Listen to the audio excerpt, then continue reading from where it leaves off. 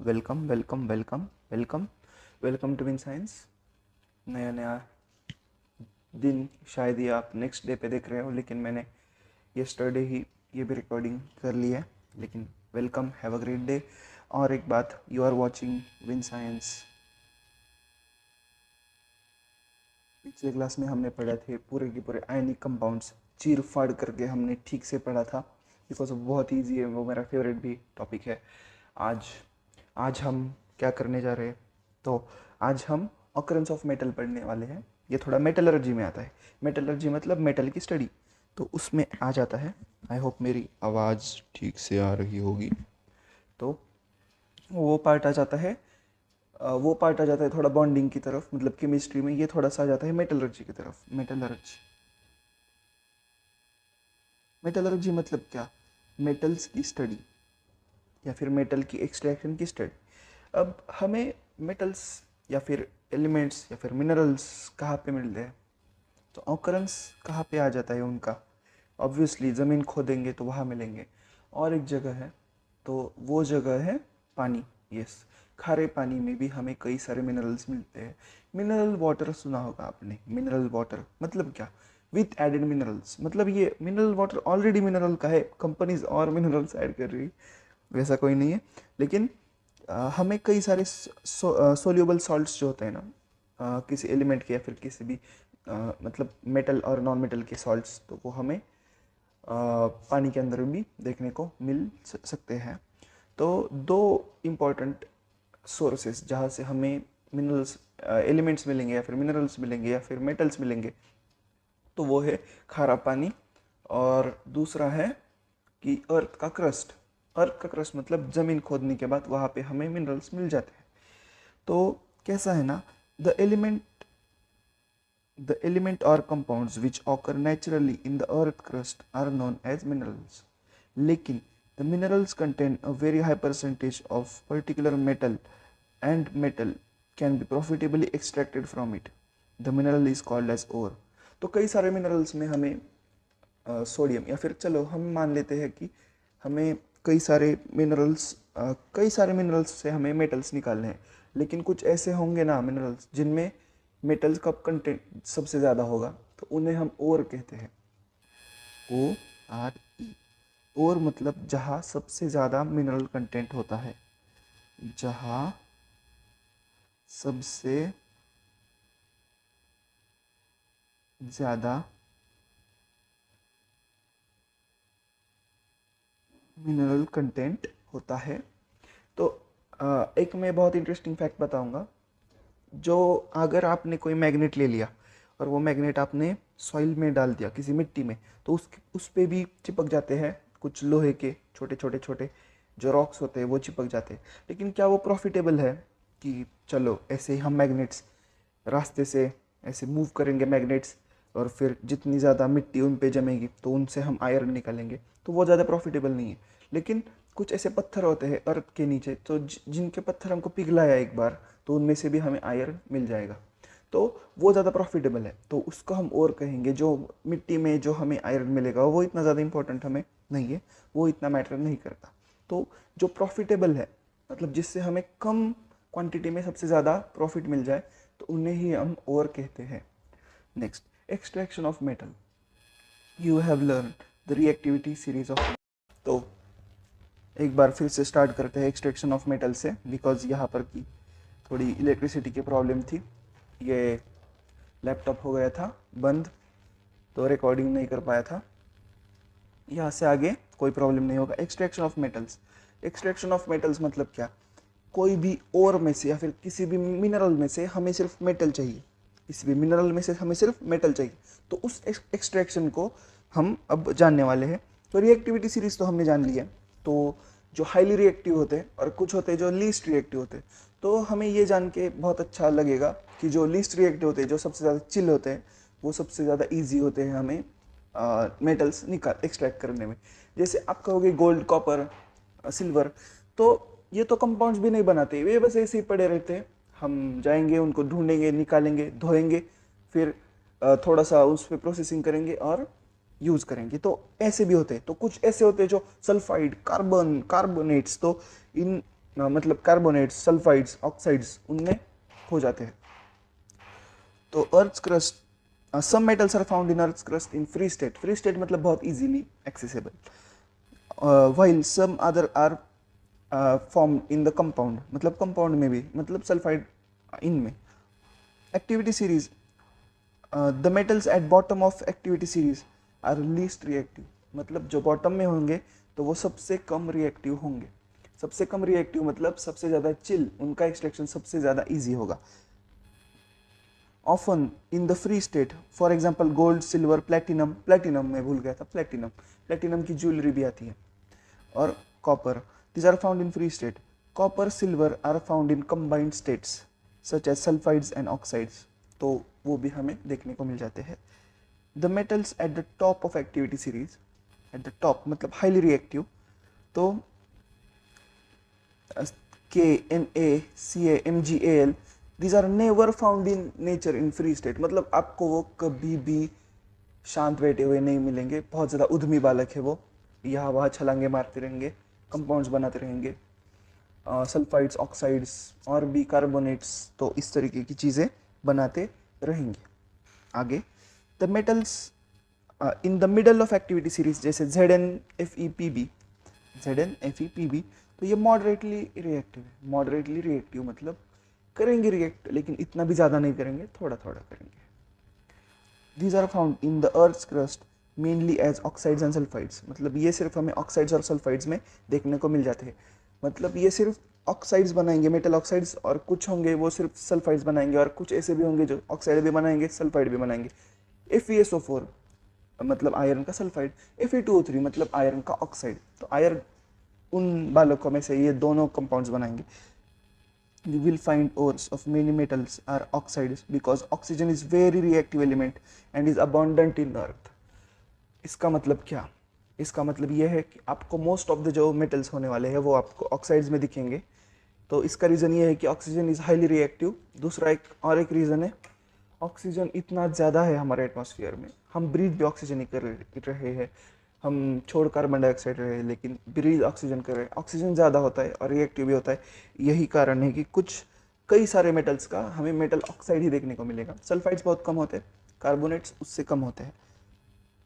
दस, on the basis of reactivity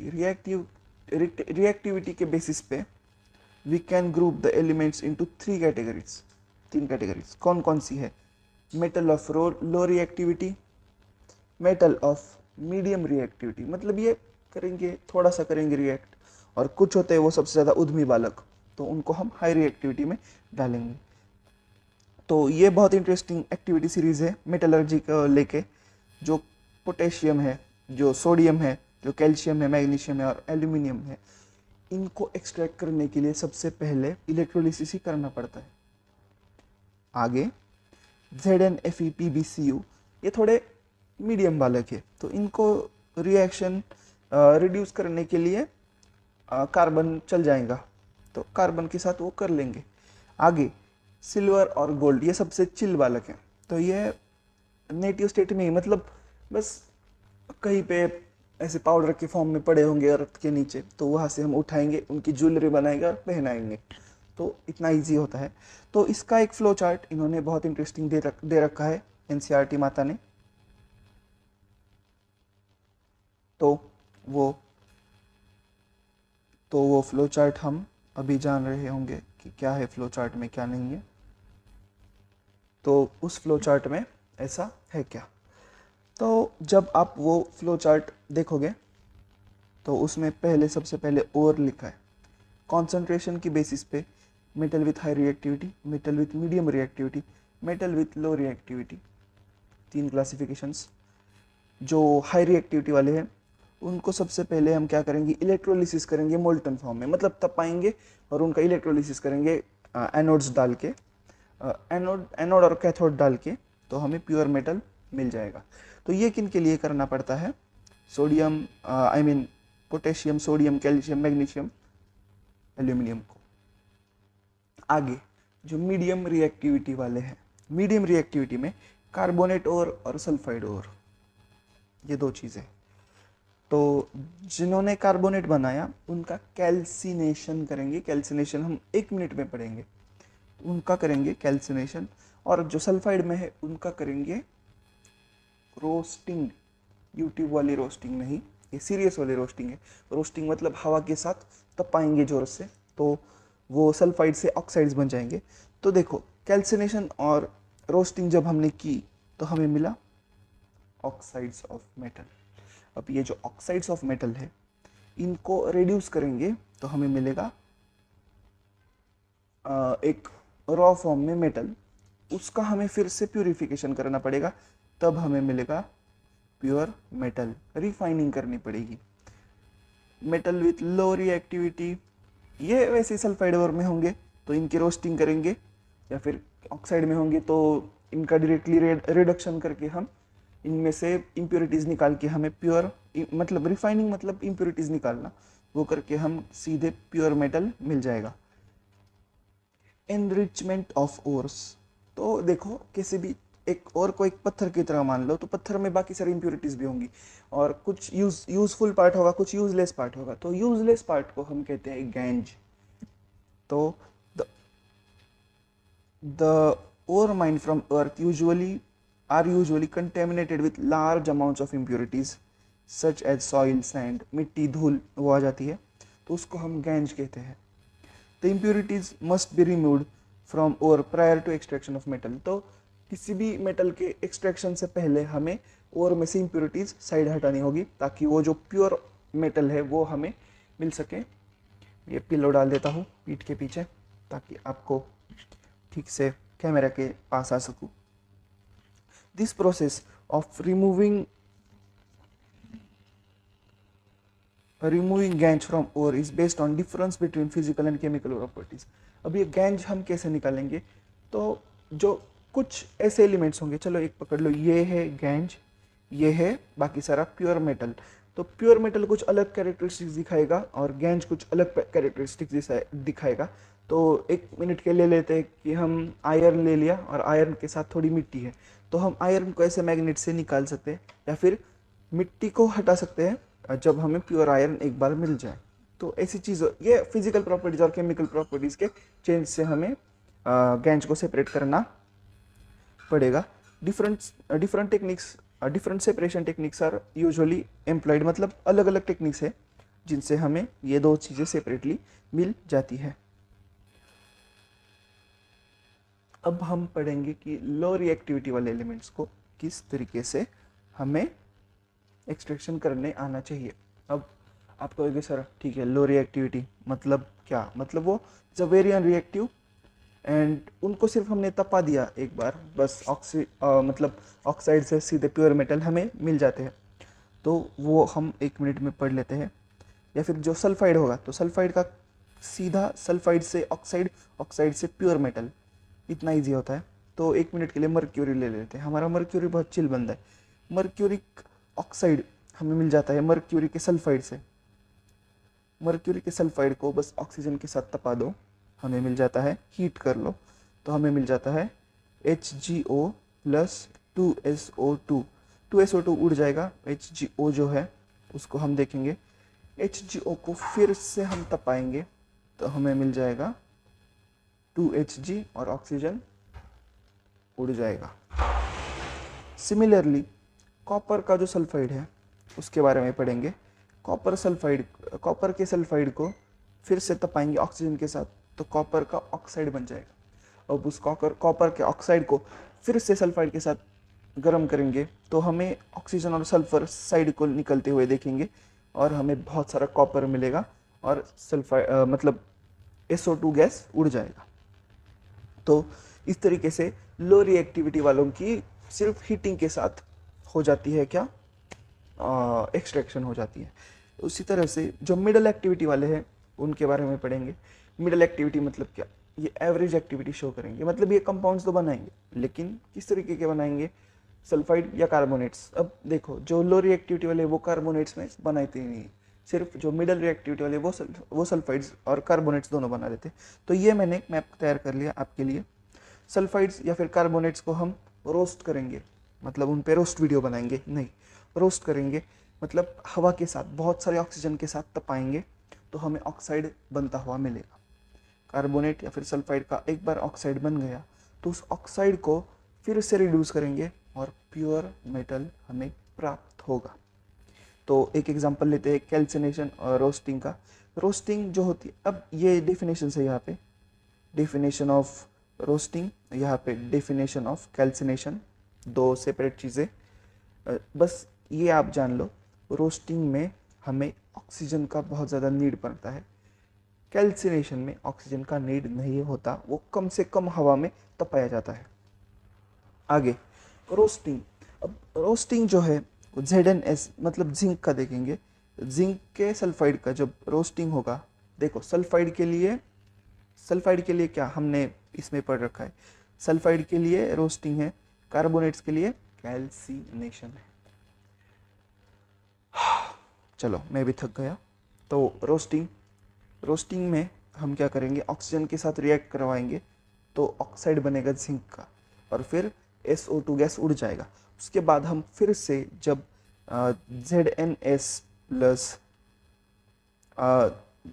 ZNO plus carbon डालेंगे तो Zn मिलेगा और कार्बन मोनोऑक्साइड उड़ जाएगा।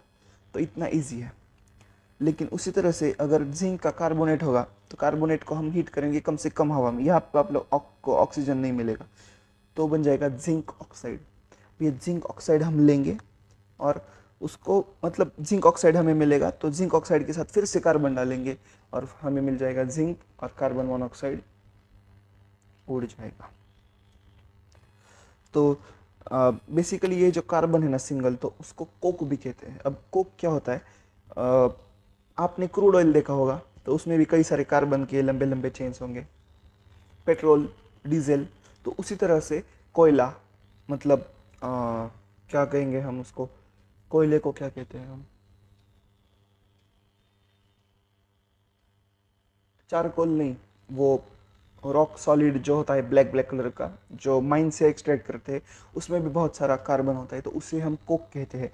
उसी का एक छोटा सा भाई होता है, मतलब छोटा भाई, मतलब उसी तरीके से एक थोड़ा बेसिक लेवल का कार्बन का जो होता है, तो उसे हम कोक कह लेते हैं। तो वो इन रिएक्शंस में यूज़ होता है, जो हाईली रिएक्टिव में भी होते हैं जैसे सोडियम, कैल्शियम, एल्यूमिनियम, तो उनमें हम कोक का यूज़ कर लेते हैं।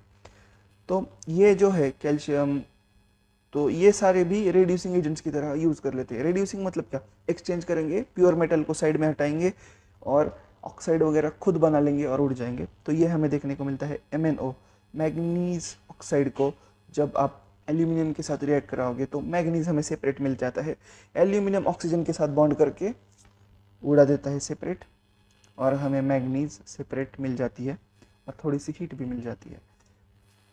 तो आपने कभी ये सोचा है कि दो रेलवे के, मतलब रेलवे ट्रैक्स जो होते हैं ना, तो वो दो ऐसे जो होते हैं तो उनको एक साथ कैसे जुड़ाया होगा, क्या वैसे ही रखते हैं या फिर उनको वेल्ड कर लेते हैं?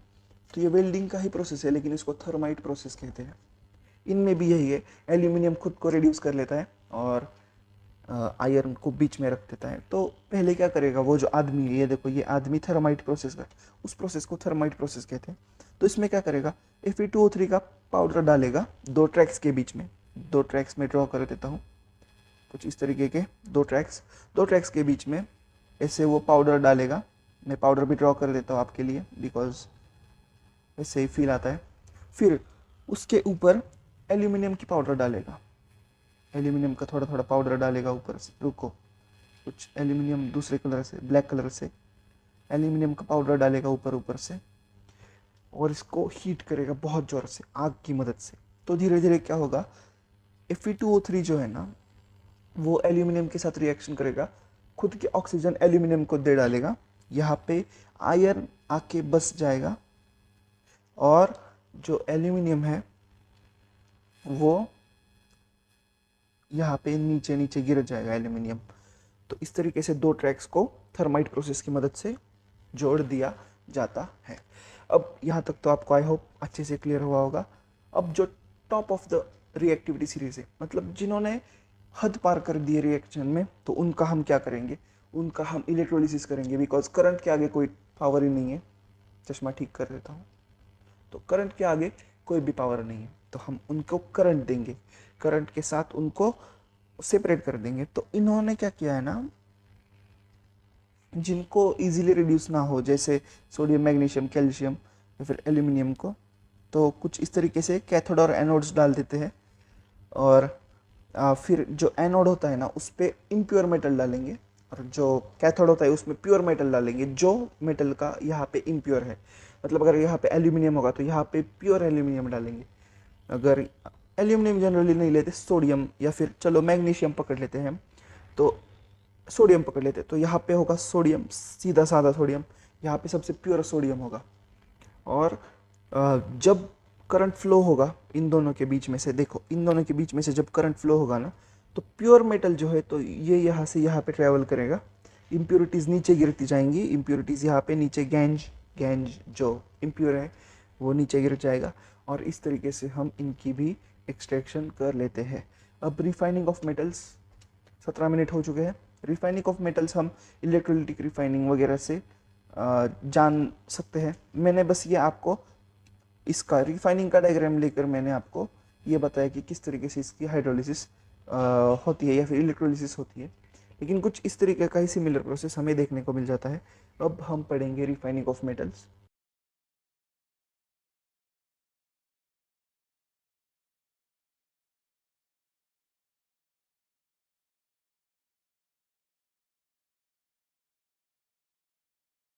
तो अब हम पढ़ेंगे रिफाइनिंग ऑफ मेटल।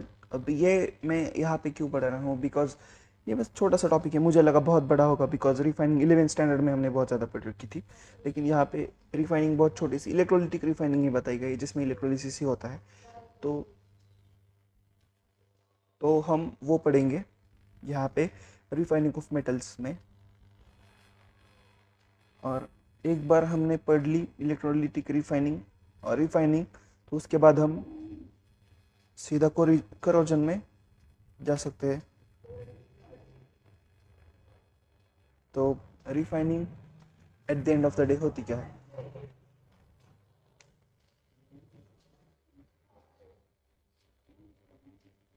यहाँ पे कुछ आवाज़ आ रही है, कोई नहीं। रिफाइनिंग की ज़रूरत क्या होती है? रिफाइनिंग, जब आप किसी भी एलिमेंट का एक्सट्रैक्शन करोगे ना, तो वो इतना ज़्यादा प्योर नहीं होगा, उसमें थोड़ी थोड़ी इम्प्योरिटीज़ यहाँ वहाँ होती है। तो हमें अगर वेरी वेरी प्योर एलिमेंट या फिर वेरी वेरी प्योर मेटल चाहिए, तो उस इम्प्योर मास का प्योरिफिकेशन करना पड़ेगा। इसी प्रोसेस को हम कहते हैं रिफाइनिंग ऑफ मेटल्स। अब ये रिफाइनिंग होती क्या है? तो एक होती है कि सीधे, मतलब ऐसे आयरन होगा तो आयरन को मैग्नेट से खींचो, जो बाकी रहेगा वो इम्प्योरिटीज़ होंगी। तो यहाँ पे हम इलेक्ट्रोलिटिक रिफाइनिंग जानेंगे, जिसमें इलेक्ट्रोलिसिस का यूज़ करके रिफाइनिंग की जाती है। तो कौन कौन से एलिमेंट्स की रिफाइनिंग इस तरीके से की जाती है? कॉपर, जिंक, एक minute, copper, zinc, tin, nickel, silver, gold, इन लोगों की इलेक्ट्रोलिटिकली रिफाइनिंग हम कर लेते हैं। तो इसमें हम क्या करते हैं, एक एक प्योर मेटल की स्ट्रिप यहाँ पे कैथोड पे लगा लेते हैं। ये प्योर मेटल की है, ये इम्प्योर मेटल की है। और उसके बाद हम क्या करेंगे, इनमें से करंट चला देंगे, और फिर क्या होगा कि जो प्योर वाले हैं ना, तो वो प्योर वाले देखो सी यू ले लेते हैं, तो सी यू यहाँ पे, कॉपर यहाँ पे प्योर वाला जाके इसका वेट बढ़ाएगा, इसका वेट पतला हो जाएगा, और इम्प्योरिटी सारी यहाँ पे नीचे नीचे बैठ जाएगी जब हम करंट पास करेंगे तब।